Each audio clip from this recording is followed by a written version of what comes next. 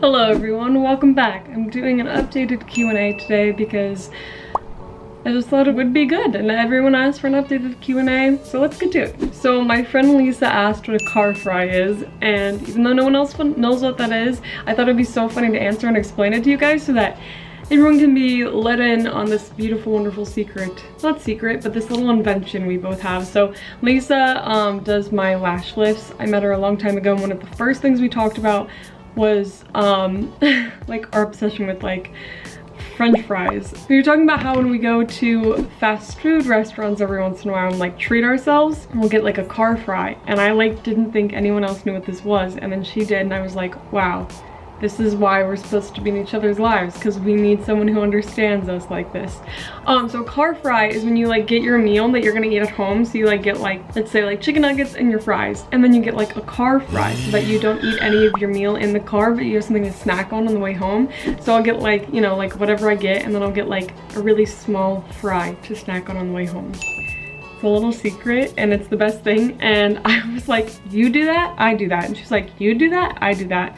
And then the rest was history. Someone else asked, actually a lot of people asked, will you ever go back blonde? The answer is yes.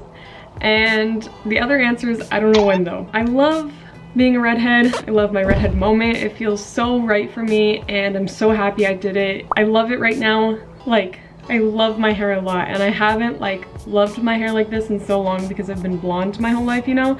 So I haven't had a reason to be like, oh my god, my hair. And I just like felt like, I don't know, I was over the blonde. The red feels so perfect. So eventually I'll go back blonde. For a while I was saying like, I'm gonna go back blonde this summer, but I had like a resurgence of obsession for my red hair today actually when I was driving, and I was like, we're gonna appreciate this a little bit longer, because I wanted to be red for like 4 years, and then I finally did it after like 4 years, which I'm so happy I waited too, because it was like something that I like was like dying to do, you know, like I was like constantly thinking about it every time I went to get my hair done. I was like, oh, I wish I was going red. So like I definitely like waited for it and didn't just like rush into it indecisively. I have to say, I feel like obviously blonde hair like pops a little bit more. Like I think it just makes like, I don't know how to explain it, but it's just more like, whoa. But the red, it's for me. You know, I love it and that's all that matters. Someone asked, what is the greatest lesson with friends? I've always thought it's about quality of friends, not about quantity. And then it was around the time that I joined the sorority, whenever it was, that I was like, actually, I wouldn't mind having like a lot of friends, you know, like they don't have to all be close friends, but just people like them, like, oh, I'm friendly with you. And I feel like I got like really into just like knowing, like being friends with a lot of people. And now I'm like back to that mindset of like quality of friends and not quantity. I still call a lot of people friends, but there are very select few who I put like time and energy into and really value, and like I guess value is the word that I really like. They're really important to me and I like will do anything for them. And look, finding friends is really hard, and especially like if you are in like a bad area, or like, I don't know, there's just a number of reasons why finding friends can be really hard. And I think a lot of people don't talk about it often because I don't know why they don't, but I feel like I was so frustrated with friends and I started to like meet people who were also felt that way, and I was like, why isn't this like more of a thing? Like, it's okay to like not have a lot of friends, or to be like going through a transitional phase with friends, or to just be like have like a weird moment with friends, especially like in this year in quarantine, like we weren't seeing people as much. I feel like this past year was really about like letting go of a lot of unnecessary things and like only like focusing on the good. At least it was that way for me, and that also applied to like friendships and stuff. But yeah, I haven't had a completely easy time with friends. I've had a weird time with friends recently actually, and that's when I realized that it was about the quality of friends and not the quantity, and it made me appreciate my friends so much more, which I've always appreciated them, but it made me have a different outlook on it, I guess, if that makes sense. Someone asked, do you believe in astrology stuff? Yeah, I do. I'm into all of that eccentric stuff, I guess you could say. Like I have my crystals right over there, meditation and chakras and astrology stuff. I guess those are a little bit different, but everything in that realm I guess I'm really, really into. Do you know how to cook? If so, what's your best dish? I know how to cook what I like, but I'm not like an overall good cook. Like my friend Chloé, she's like a really good cook, and she's really into like cooking everything, and you know, she just like loves that. Me on the other hand, I'm really picky, so I like was like, why would I need to learn how to cook stuff that I don't eat, which is a really good point. I guess it's like helpful when like friends come over and they're like, oh, let's do something, and I'm like, well, I can't really cook for you because I suck. But like I said, the stuff I like to eat, I definitely know how to make. But I also burn a lot of stuff. I don't know, I'm like, I have a weird thing with cooking. Sometimes I'm like over it, like I don't have the time to, so I'm just like, whatever, and then I just go get something, which is not great. And then other times I'm like, oh, let's actually put effort into this. The next question is best poem or quote you've ever read. And my favorite quote is this one. I say like every day, at least a few times a day. I remind myself every day. I'm considering getting like a little neon light or whatever for my room, and if I did, I would like put this quote on there. But my favorite quote is everything happens for a reason. I wrote a piece on this actually, and it's coming out in a cool way. Like it'll be included in something really cool, so stay tuned for that. I'll like update you guys on that. But I think learning the idea that everything happens for a reason is so important and really life-changing. A practice that has positively changed my life. I guess this kind of goes along with my other answer, but meditation. Meditation has really changed my life a lot for the better. I love meditating, and I used to do it daily and I kind of stopped, but I like do it whenever I'm outside, which I've been outside a lot more recently, you know, because it's beautiful in LA and like obviously following all the COVID guidelines and everything, but I've been outside more, and so I've been meditating outside a lot. It's beautiful. Am I moving into a sorority house? No. That's not for me. Plus, we don't have that at Pepperdine. Book I am currently reading. Well, I am reading the book of the month for Chloe's book club, which is the Cruel Prince series. So for the month of March, it was the Cruel Prince, and the next book in the series is the Wicked King. But right now, in Chloe's book club, we're figuring out if we're gonna take this month as well to finish the Cruel Prince, because I picked the book in the middle of the month, so I don't know if people need more time or if they want to move on to the next series. So we're figuring that out, but it's the Cruel Prince series. And I love that series so much. It's by Holly Black. I feel like I've answered this question so many times. When did I get my first period? But I answer it and talk about it a lot because I'm trying to just make it normal. Like a normal thing to talk about. But I got my first period when I was 12, I want to say, in Australia. And they didn't have regular tampons, they had cardboard tampons. So there's a whole lot of chaos I was dealing with. And I was doing like a dance tour at the time, so I was dancing. That was an experience. I was stressed out a lot then. I was like always worried, which is so stupid. You don't have to, oh gosh. I have a lot of thoughts on that, but here's a perfect example of what I think about it. When I was in like 8th grade, I was in school, in middle school, and I just started my period and I had a tampon in my bag, and I was grabbing it and my friends were like, what are you doing? And I was like, I need a tampon. Like I'm just started my period. They were like, why aren't you gonna hide it? And I was like, I wasn't planning on it. And they were like, here, we'll teach you a trick of how to hide it so that you can like go to the bathroom without anyone knowing.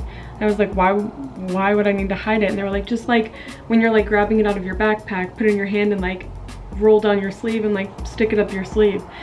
And so I was like, oh, so I like did that for a while, and then I got really mad that I was doing that. So I started like walking with it like this, like, cause I wanted everyone to see, cause I was like, this is normal. This is really normal and I shouldn't have to hide it. And that's what I do now. Any tips on dealing with mental health?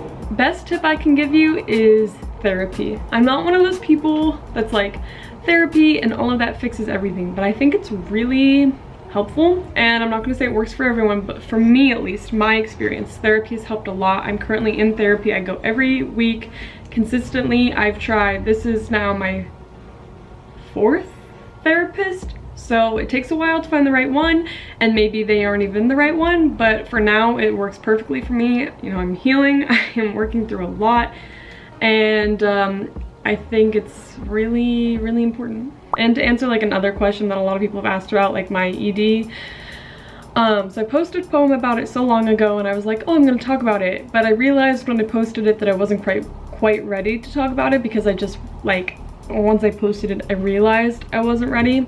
But now I'm healing a little bit more and like opening up about it, and well, I guess I'm healing a lot more. and I feel more comfortable talking about it, so that's something I might start to openly discuss more. Everyone always asks me if I speak Spanish. Unfortunately, I do not need to learn, but I am in French right now. I am not the best French student, but bonjour, je m'appelle Chloé, comment ça va? Moi, je suis très bien, merci beaucoup. There you go. Going into high school tips. Let's see. Be yourself and be confident in it, even if you have to fake confidence for a while until you feel it. Just be yourself. Don't let like the crowd kind of sway you into being someone you're not, or doing something you don't want to, or whatever it may be, just to please other people, because they're always going to have things to say. And this applies to real life too, guys. They're always gonna have like ways to knock you down, or something to say, or whatever. They're always going to have an opinion about something, so you may as well do what makes you happy, because they're always gonna talk regardless. So if you're happy, then what they say doesn't matter, but if you're not, then it like gets to you more. So just do you, be confident in it. Favorite song at the moment? I really love the song Red by Lukasiak. I think that's how you pronounce it. I just got into like, not an old school phase, but like I've been listening to Queen a lot, or like just people in my genre. I have like a playlist called like old school. It's not really old school, but it's like those kinds of songs. So I've been listening to that a lot recently, but Red's kind of like go-to at the moment. Pet peeves. When people complain about something that is in their power or control to change, drives me crazy. Like, you're gonna do something, you have to like stand by it, you know?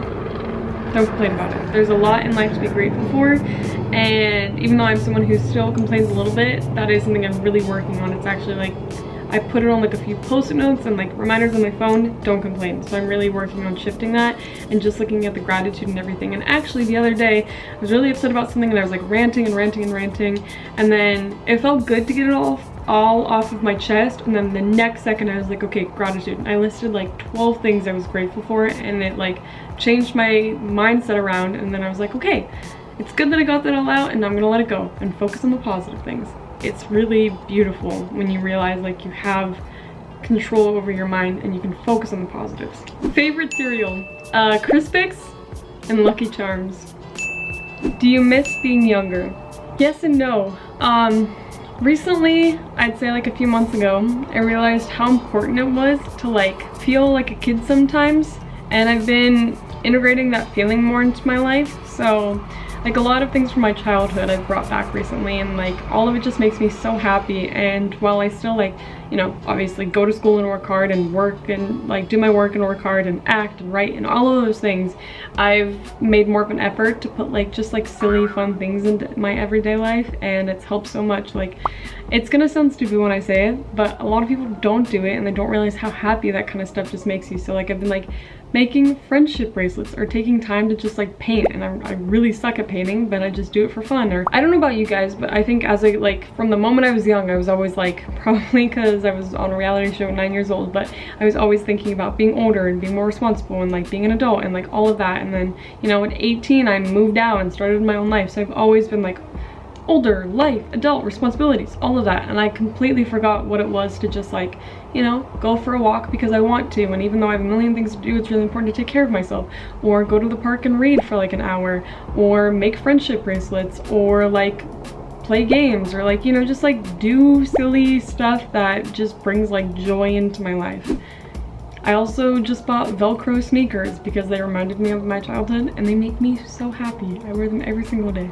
Coffee, the coffee I drink. So the coffee I drink varies a lot. I have like 3 spots I go to, and I like change it up every day. So I either go to Blue Bottle and get the New Orleans with oat milk and a waffle, or I go to Starbucks and I get a venti vanilla cream cold brew with extra cold foam at the top and a croissant warmed up, or I go to Earth and get a Spanish latte, half the sugar. How do I order it? I haven't been to Earth in a second, and I haven't ordered that drink in a second, but I think that's the one I got. But now I'm attempting to make my own Starbucks coffee at home, so I'm trying to make the vanilla cream cold brew at home. So I'll keep you updated on that journey, but those are my go-to coffees. Okay, that's it. I hope you enjoyed the video. Thank you for watching. I'll see you next time. Bye.